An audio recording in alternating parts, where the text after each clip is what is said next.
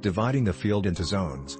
In order to give the players a guide where to stand, it has become common practice to divide the playing field into zones. The idea is that if the players occupy the zones on the field intelligently, the principles of positional play are automatically implemented. Players need only concentrate on filling their assigned zone. The simplest form of zoning comes from Johan Cruyff. As coach of FC Barcelona in the 90s, he invented the zone game. He divided the field into 30 zones, 6 horizontal lines and 5 vertical lines. Guardiola learned under Cruyff as a player.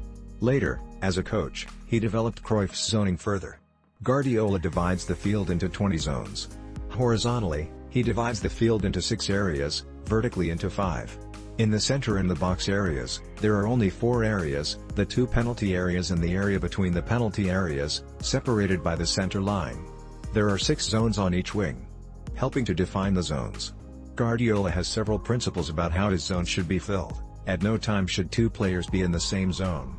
Otherwise, the basic idea of optimizing player spacing would be lost. The distances between them would be too small, the passes would not gain any space, and there would be too few passing options for their teammates. There should never be more than 2 players in a line. They would block passing routes between players. Therefore, 2 players occupying adjacent zones should stand offset from each other.